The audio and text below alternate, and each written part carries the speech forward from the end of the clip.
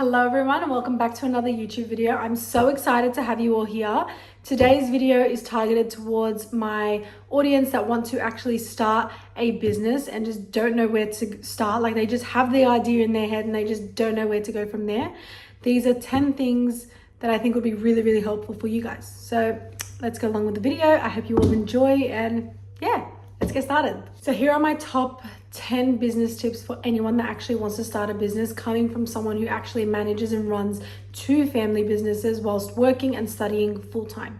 Now for reference, my first ever business that I was actually involved in was Protein to Go, which is a family business run across all my siblings where we make protein balls, protein bars and stock them at local gyms and supplement stores nationwide. I then started my own little business called Avenue 14, which is more of a subscription-based business where we just make health and wellness easy, simple, accessible through gummies and products that actually haven't been done before. So the first thing I'd actually say is that you never actually fully feel prepared to actually launch your idea. And you actually don't need much. There's this big misconception that you need so much money or you need so many things to actually launch your idea or product into the market. You really don't. All you need is one piece of social media to actually post your content for people to see what you're selling, and just a contact for people to actually place orders. You don't even need a website. Like you can take orders through DM or messages. That's how a lot of people started. Like with Protein to Go, we actually started like that. We started just taking orders through DM, and then from there, just creating a website to direct all our customers to. For our wholesale side, we still take orders through text message. That's just what works for us. We still haven't upgraded it to the point where our stockists can place orders online. We haven't felt the need for it just yet. You can start with absolutely anything, and when I tell you, the longer you wait, the less chances you're actually going to launch. You always find something that you need. You always find something that you need to do. Just starting, my recommendation, just literally launch, just start.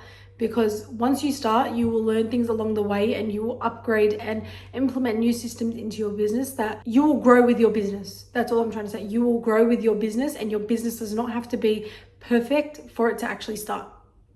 Now, this is something that we've implemented across Protein to Go and Avenue 14, whether it's a new product or with Avenue 14 actually starting it. Don't tell everyone your idea. Opinions kill momentum, and not everybody has good intentions with what you tell them. Not everyone has your back. So just protect your peace, because the more people you tell, the less chances you're actually going to launch, because not everyone's going to see your vision like how you see it. All right, actions speak louder than words. So just don't tell everyone, just keep things to yourself. And something I've also really learned when it comes to bringing out your ideas or asking for opinions is that early doubt causes unnecessary fear. It plants that fear in your head that things aren't going to work out. When you're already stepping into something that's so new and something that's so risky, you need as much support as you can get. And depending on the people that you surround yourself with, if you don't get that support, that could deter you from actually starting or testing your product out into the market. Now, I did say before to just launch your product and launch your idea and just get it out into the market and to see if people actually want it. But what I find really important to actually do before you start your business is to see if there's a demand for it. Now, a really good way I like to actually do this, and I've done it before with one of our products for Avenue 14, is to post about a product, continue posting about a product up until the launch of the product, or even just offer pre-orders. That will show you whether there's an actual demand for the product, it's oversaturated in the actual market you're trying to sell, whether there's even interest in it, whether people would understand your product as well as you're explaining it. Sometimes it's even as simple as you just changing the way that you explain the benefits of your product or your pain points. It's a good way to actually test whether your product will do well beforehand, and it's a good way to actually see whether there's demand or a market value there. So in my head, I test the demand, I sell the concept, and then I improve after I've gotten results or feedback from my customers. Pretty branding and pretty packaging does not sell a product. Trust me when I say this. I've had people who've spent thousands of dollars on branding, packaging, and just the whole website thing, and it's just hasn't worked out because they don't know how to sell the concept. It's really, really important that you know how to market your product, because with any product that you sell, it's 20% the product and 80% how you market it. Now, in business, it's really, really important that you understand you're going to be dealing with a lot of numbers. It's really important that you know your numbers, or you have like a system where you're able to kind of clearly see that every single day. Having clarity and having that system will allow you to have more clarity to make better decisions. Now, what do you need to know? What are important numbers that you need to know? Your cost per product, your profit margin, your variable cost, your fixed cost. If you're running ads straight away, your MER, so that your MER is basically your marketing expense ratio. So just knowing if you're even making profit before you even put it on your website is very, very important. Knowing whether you're pricing your product well is really, really important.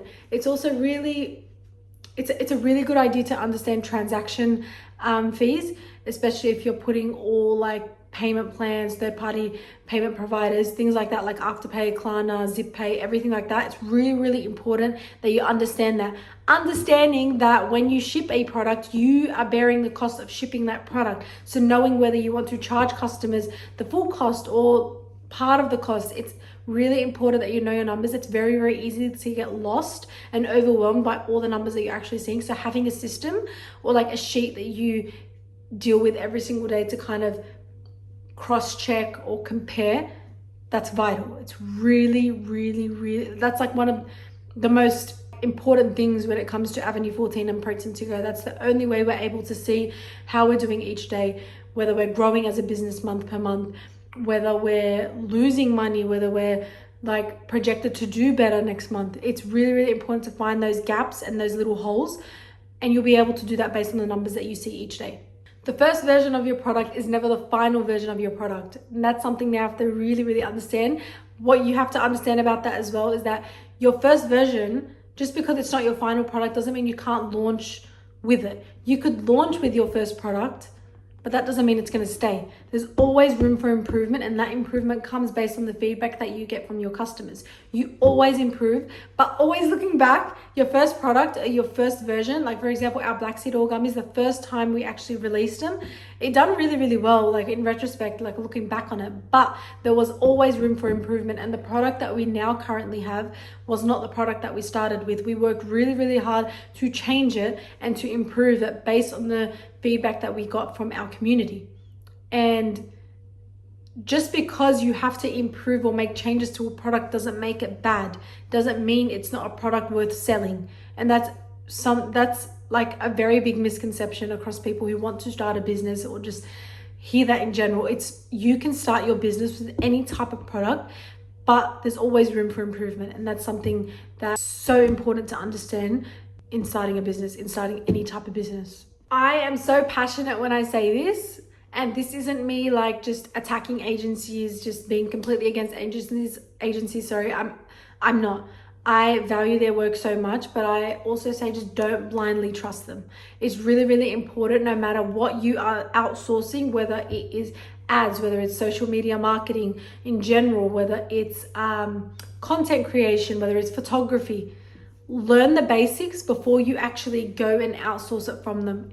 Knowing more about what they're doing, or knowing a little bit about what they're doing, gives you more leverage to know whether they're actually doing a good job or not. It's very, very easy to take an agency's word for something, especially with advertising. Advertising, you have your agency fees and then you have your ad spend. So it's really, really important, because it's such a risky spend, that you understand the basic numbers and you understand whether they're doing a good job based on what you see. It's tough. It's tough. I firmly believe, and I'm a firm believer, if you blindly trust agencies on whatever concept or whatever you're doing, you lose all the control. It starts with basic things like photography. If you don't give like a detailed mood board of what you actually want, or a detailed concept of how you want your result to come out as, or like your photographs to be, or your e-commerce like, you lose all control. Like, you're just sitting there twiddling your thumbs and you don't know what you're going to receive unless you actually attend it and you prompt and you explain and you push your idea across. Same thing with ad agencies. If you don't understand your CPA, what your target, what your average order value is, what your ideal spend is, what your, like, the message that you're, like, what works for your business, you lose all leverage and all control. You're just going to constantly be told, we need to try this, we need to try that. Like, understand your business, understand what you're trying to outsource.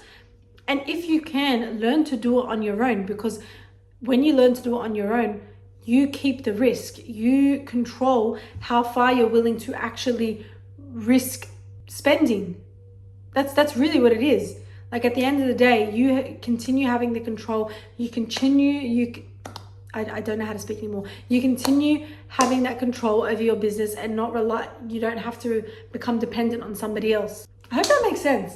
But yeah, you should know if someone's doing a good job no matter what you're outsourcing. So just learning the basics is vital, especially if you plan to outsource. Consistency beats talent and virality. It's really, really important to show up. Sometimes with business, when you first launch, you're not going to get a single sale. You're not going to get a single interaction. You're not going to get a single view. That is fine. Consistency builds repetition. Algorithms love repetition, and people love seeing the same face every single time. Something I'll tell you with Avenue 14, I never wanted to actually post my face on social media. I never actually wanted to be the face of Avenue 14, so I was looking to outsource that. However, what I did understand is no one is as passionate as you for your brand. No one is as passionate about your brand as much as you are. No one knows your product as well as you do.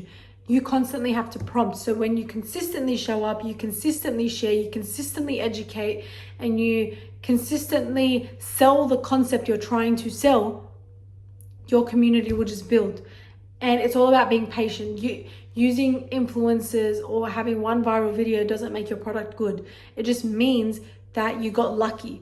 You being you and you selling your product how you want to sell it consistently beats that every single time. Now, it's not always happy cha-ching days in business. It's very, very normal to have very, very, very quiet periods. In the marketing world, they call it donut days. Well, that's what I've heard it being called, donut days, especially if you're spending money on marketing. It's also very normal when you're spending money on marketing to have days where they're very slow or days where there's no sales whatsoever.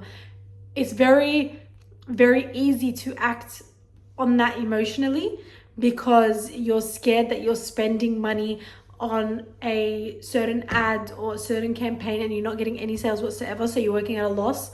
Emotional decisions cost a lot more money than just waiting it out. It's very, very important, and something I've learned across all of our businesses is when you're making decisions, you don't make daily decisions when it comes to marketing. You're always looking over a 7-day period and you're making those decisions then. Just don't panic and don't overdo because of that one day. Always look back at a 7-day period and make decisions from that. Never from day to day. So something I've learned with all businesses that we are involved in is to not sell a product, to sell a brand. A product can be copied just as easily as you created it. It's very, very easy to copy another person's product. That's happened with Avenue 14 multiple times. It's happened with Protein to Go so many times. It's actually insane how easy it is to copy a product. No one can copy the brand that you have though. No one can build the same trust that you build. So build a brand, not a product. Really important to grasp that understanding. You have to have a community to sell that product to. And if people in that community don't trust you, they're not going to buy your product. Something I always go by is people buy from other people and not just like marketers. Stories build loyalty, and that's the golden rule every single time. Something I've implemented with Avenue 14 so many times.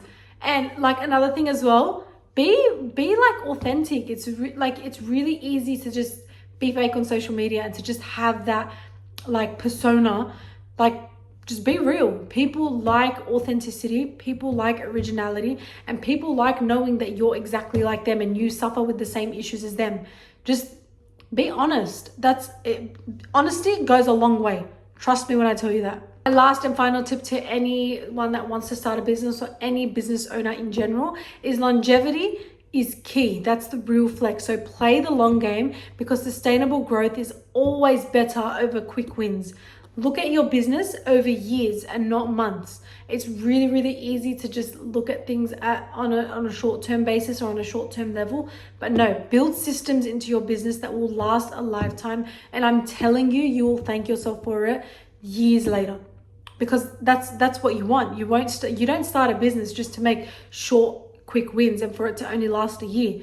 No, you want it to last a lifetime, and that's the goal, ideally. So look at it treat it as such. Look at it in more of a long-term lens. Look at it for more of a yearly approach rather than a monthly or a daily lens. So yeah, this brings you guys to the end of my video. This video was my top 10 tips to anyone that actually wants to start a business or has a business and just wants a completely different perspective on how to look at their own. I hope you guys enjoyed this video. If you guys found it helpful, just comment down below and let me know. I'd really appreciate it. Like this video, and yeah, see you next time. Bye.